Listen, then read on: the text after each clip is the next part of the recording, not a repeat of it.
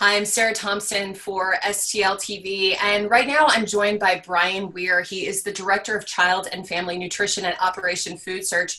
And the reason we're speaking with him today is we want to get out some pretty important information about how families in need right now can access food, specifically children. Brian, thank you so much for talking with me. I know this is a busy, busy time for you.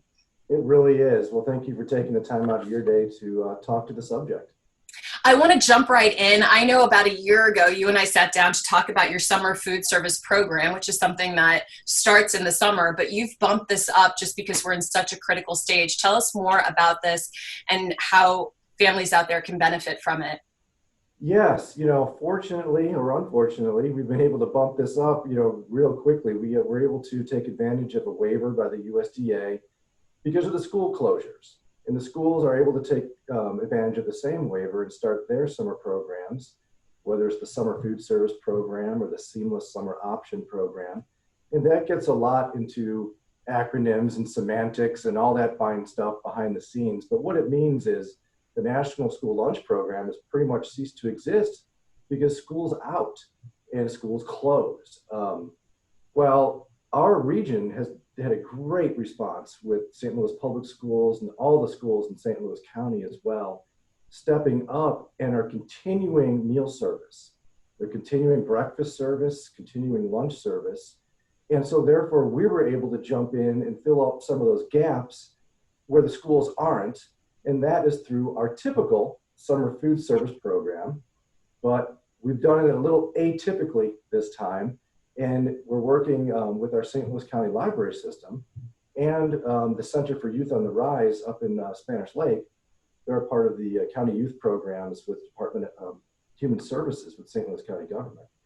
And all those locations that we're serving are drive-through. So like last summer when we talked about we would drop food off at a library and then we would have a mobile response like in a park where a pool was, where all the kids were out swimming. Well, the kids aren't out swimming. They're not at the pool. They've all been asked to stay home. So we're had to flip the script there a little bit and figure out a way to work with these children and families and still fill that gap and fill that need where they may not be able to get to the school. Well, even though the school is still providing that service, there's still barriers. There's still transportation barriers and bus stop barriers and all those fun things to where we're trying to fill in the best that we can to assist in that community response. So let's talk about how this works. Who's eligible? Is there an age range for who can get the meals? Well, any meal that's served at a school or through one of our locations, the age range is 18 years old or younger. Several of the schools and us on Fridays are giving out an additional meal pack called an emergency food pack, to where we're giving them to the families, and that just has a bunch of extra food in it, and that can be utilized by the entire family. But the summer food service program and then the general school breakfast and lunch is still for school-age children. Okay, and does the amount of food, and again, I just want to get into some of the specifics so that people hearing this, there's so many people in need right now. Is the food meant to last for how long?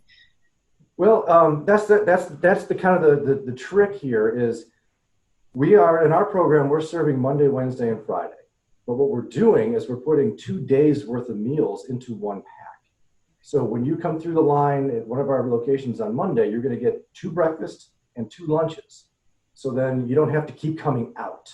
So that's going to stop everybody from coming out as often. So if you come 3 times a week, you're going to get 6 meals. Okay. And so it's a real breakfast and it's a real lunch, but that's as far as it goes is that one meal, but it's at least 6 full meals in that week. Okay, and then how can people find out about the locations closest to them? Well, we actually have an interactive map which we've created, and it's on our website at operationfoodsearch.org.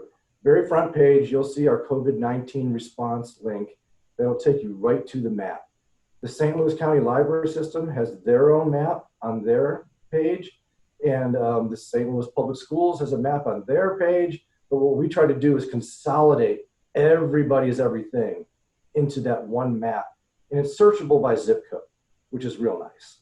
Okay. And is there anything else? I want to be sure that when people hear this, that they know that they're eligible to get this. You don't have to provide ID, or is there anything that people might think might be a roadblock to them getting this? No, every site that is available on that map is open to everyone, regardless of where you live or what school district you go to.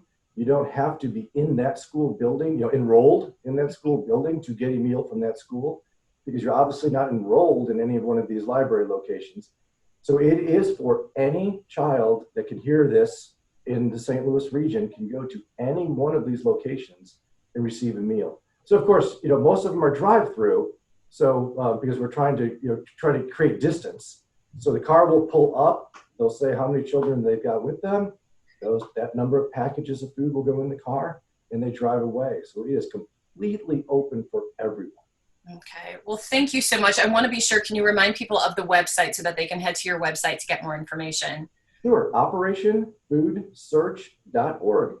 Okay, thank you so much for taking the time to speak with us. We just wanted to get this information out there. We know that this is a unpredictable, challenging, frightening time, and when food insecurity is already something that we're dealing with as a community, we now are dealing with that, as you mentioned earlier, in a crisis mode. And so we just want to get this information out there, and we thank you so much for taking the time to join us. Thank you.